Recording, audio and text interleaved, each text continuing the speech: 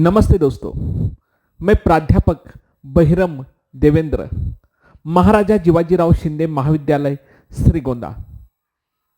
दोस्तों, आज हम लोग हिंदी की सुप्रसिद्ध कविता जूही की कली का पाठ करने वाले हैं।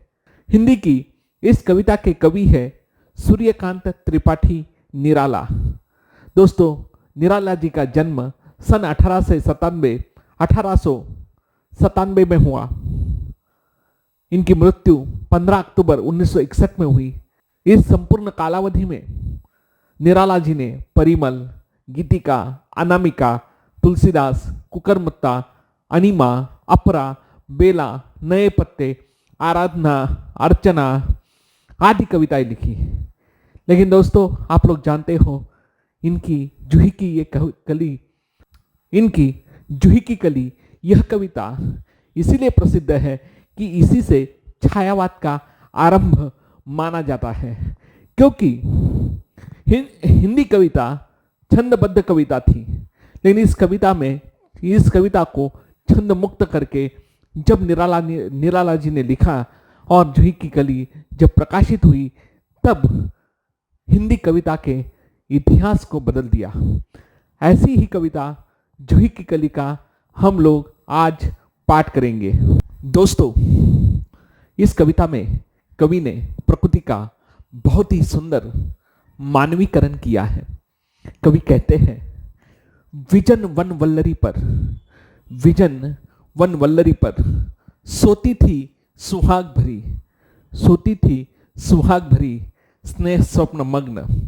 स्नेह स्वप्न मग्न अमल कोमल तनु तरुणी जूही की कली। अमल कोमल तनु तरुणी जूही की कली। द्रुग बंद किए शिथिल पत्रांक में वासंती निशा थी विरह विधुर प्रिया संग छोड़ किसी दूर देश में था पवन। विरह विधुर प्रिया संग छोड़ किसी दूर देश में था पवन। जिसे कहते हैं मलियानिल। दोस्तों, ये पहली जो पंक्तियां है, इसमें हम सब समझते हैं कि एक सुंदरी अपने प्रिय से बिछड़कर अपने ध्रुगों को बंद करके अपने प्रिय के विरह में तड़प रही है।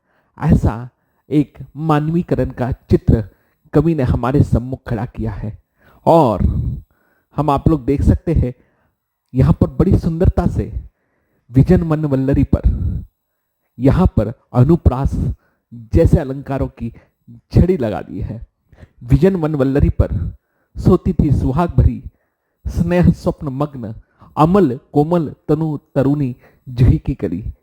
कितना सुंदर यह दृश्य है। द्रुग बंद किए शिथिल पत्रांक में वासंती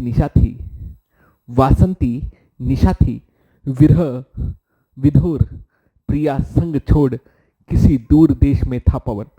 उसका जो प्रेमी है, जो उसे बहुत प्यार करता है, वह भी उसे याद करती है। वह कौन है? पवन है। और उस पवन कहां पर है? दूर देश में है। उस पवन के लिए सुंदर शब्द का प्रयोग है, किसी दूर देश में था पवन, जिसे कहते हैं मलियानिल। आई याद बिछुड़न से मिलन की वह मधुर बात। आई याद बिछुड़न से मिलन की वह मधुर बात। आई याद चांदनी की धुली हुई आधी रात। आई याद कांता की कमनीय गात। आई याद कांता की कमनीय गात। यहां पर उस कली को पवन की याद आई। उसे वह पहली सारी बातें याद आ गई कि जब वह पवन से मिलती थी, उस समय पवन का स्पर्श कैसा होता था। उसी प्रकार एक प्रियसी अपने प्रिय को याद करती है। उस समय उस प्रियसी के मन में आने वाले सारे मौसल भाव तक उसे याद आते हैं और प्रिय विरह में वह तड़पती है। और उसी के साथ साथ पवन अपनी प्रिया से मिलने के लिए तड़प रहा है। यहां पर कवि कहते हैं कि पवन को यानी प्रियकर को अपनी प्रेयसी की याद आती है और वह तड़पता हुआ उसे मिलने के लिए किस आवेश में आता है, किस आतुरता से आता है, इसका बहुत ही सुंदर वर्णन करते हुए कवि कहते हैं कि वह पवन बड़ी आतुरता से अपनी प्रियसी को यानी उस कली को मिलने के लिए आतुर है। वो मचल रहा है, वह सारे संकटों को पार करके अपनी प्रियसी से यानी कली से मिलने के लिए पवन रूपी प्रिय कर आता है। वह किस प्रकार आता है, वह इसका वर्णन करते हैं। फिर क्या पवन, उपवन सर सरित गहन गिरी कानन, वनों को पार करता हुआ, नदियों को पार करता हुआ और पहाड़ों को पार करता हुआ वह पवन आता है। कुंजलता कुंजों को, कुंजलता पुंजों को पार कर पहुंचा जहां उसने की केली कली खिली साथ सोती थी। यहां पर कवि को याद आता है, यहां पर पवन को वह सारे क्षण याद आते हैं और वह वहीं जहां पहुंचता है जहां वह अपनी जूही की कली से मिला था, अपनी प्रियसी से मिला था। वह सारे क्षण उसे याद आते हैं और जाते ही बड़ा मनोहारी दृश्य यहां पर कवि ने प्रस्तुत किया है। वहां जाते ही जब पवन वहां पर अपनी प्रियसी के पास पहुंचा, तब प्रियसी ने भी अपना मान रूपी रूप लिया। उस कली ने भी आते ही अपने प्रियकर को आंखें खोलकर नहीं देखा। उस समय प्रियकर ने क्या किया, जाने कहो कैसे प्रिय आगमन वह, नायक ने चुमे कपोल, डोल उठी वल्लरी की लड़ी जैसे हिंडोल। इस पर भी जागी नहीं, चूक क्षमा मांगी नहीं, निद्रा लस बंकिम विशाल नेत्र मूंदे रही। निद्रा लस बंकिम विशाल नेत्र मूंदे रही। किव्वा मतवाली थी यौवन की मदिरा पिए, किव्वा मतवाली थी यौवन की मदिरा पिए। उसी समय नायक ने अपनी प्रियसी को जगाने के लिए क्या किया, कौन कहे निर्दय उस नायक ने निपट निठुराई की झोंकों की झड़ियों से, की झोंकों की झड़ियों से सुंदर सुकुमार देह सारी झकझोर डाली। सुंदर सुकुमार देह सारी झकझोर डाली, मसल दिए गोरे कपोल गोल। चौक पड़ी युवती चकित चितवन निज चारों ओर। फिर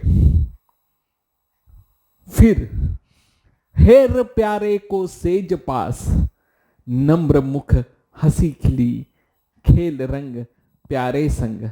हेर प्यारे को सेज पास, नम्र मुख हंसी खिली खेल रंग प्यारे संग।